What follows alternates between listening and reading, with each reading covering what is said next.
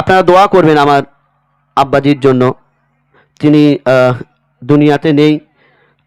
এই লকডাউনে, গত লকডাউনে আগে আমার আব্বাজি মারা গেছেন। আপনারা দোয়া করবেন। আল্লাহ পাক ভালোবাসতাম, আব্বাজির কথা বলতো, সেই কথা মতো আমরা চলতাম। কিন্তু বড় হয়ে আর আমরা বাপের কথা শুনতে চাই না, বিরক্ত লাগে। বাপ যদি বলে ওখানে যেও না, বললো এখন, কিছুক্ষণ পরে লুকিয়ে আমরা চলে যাই।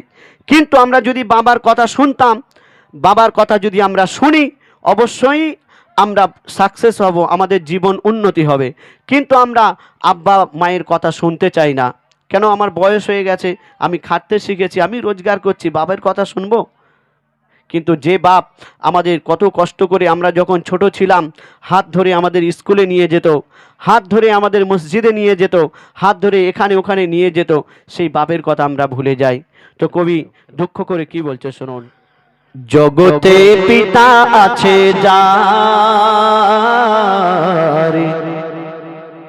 কেহ নেই সখী তার মতো। এই গজলটি একটু শুনবেন আমার মায়েরা।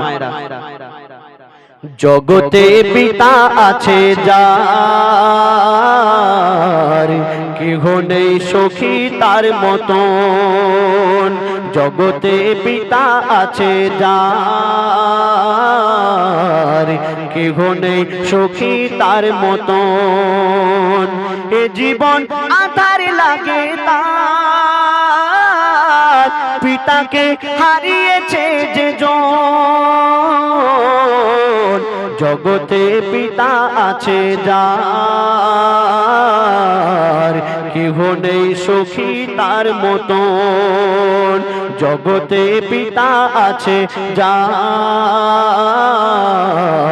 কেহ নেই সখী তার মতন। আব্বা হলো বট গাছের সমান। পাড়ায় দেখবেন বট গাছ যদি থাকে, গরমের সময় কত ছায়া করে আমাদের। আমরা গরমের সময় বাড়িতে যখন গরম হয়, সেই বট গাছের নিচে বসে আমরা হাওয়া খাই। কিন্তু আমরা চিন্তা ভাবনা কি করি, বট গাছটাকে কবে কেটে দেওয়া যায়। অনেকটা জায়গা জুড়ে নিয়েছে, আমরা সেই চিন্তা ভাবনা করি। কিন্তু যেদিন কেটে ফেলবো, সেদিন আমরা বুঝতে পারবো যে কি ছিল। তেমনি আমাদের আব্বাজি, আব্বাজি যতদিন বেঁচে ছিল ততদিন আমাদের কাছে বোঝা মনে হচ্ছিল। কিন্তু যেদিন মারা যাবে, সেদিন আপনি বুঝতে পারবেন যে আপনার কাছে কি ছিল। বলছে শুনুন। জগতে পিতা আছে যার, কেহ নেই সখী তার মতন। জগতে পিতা আছে যার, কেহ নেই সখী তার মতন। এ জীবন আধার লাগে তার, পিতাকে হারিয়েছে যে জন। জগতে পিতা আছে যার, কেহ নেই সখী তার মতন। অনুভব করছি আমি রোজ রাতে আর দিনে, বিরহের এই বেদনা যার লাগে সে জানে। অনুভব করছি আমি রোজ রাতে আর দিনে, বিরহের এই বেদনা যার লাগে সে জানে। বেদনার অশ্রুধারায় ভাসে দুই নয়ন। জগতে পিতা আছে যার, কেহ নেই সখী তার মতন। এ জীবন আধার লাগে তার, পিতাকে হারিয়েছে যে জন। জগতে পিতা আছে যার, কেহ নেই সখী তার মতন। যখন ছোট ছিলাম আব্বার কথা শুনতাম, কিন্তু বড় হয়ে আর বাপের কথা শুনিনি, আব্বার কথা শুনি। আমি যদি আব্বার কথা শুনতাম, তাহলে আমাদের জীবন এত কষ্টের হতো না, আমাদের জীবনটা ধন্য হতো। তো সেই সন্তান কি বলছে শুনুন। বয়সের ঘূর্ণি বাতাস লাগতো যখন গায়ে, শুনিনি পিতার কথা কখনো মন দিয়ে।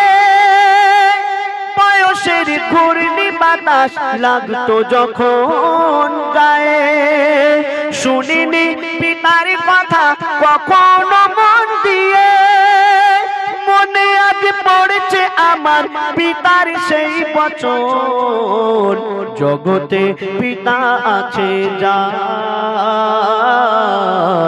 কেহ নেই সখী তার মতন, জগতে পিতা আছে যার, কেহ নেই সখী তার মতন। আপনার এই দুনিয়াতে যতই নাম হোক না কেন, আপনার পরিচয় হলো আপনার আব্বা।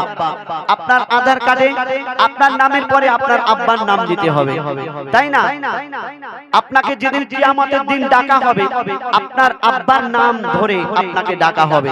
তাই আপনি যতই বড় মহান হন না কেন, আপনার পরিচয় আপনার আব্বা। তা কবি ছন্দের মাধ্যমে কি লিখছে শুনুন।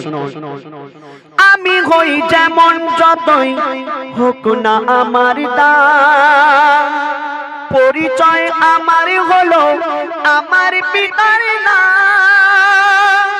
আমি হই যেমন যতই হোক না আমার দাম, পরিচয় আমার হলো আমার পিতার নাম।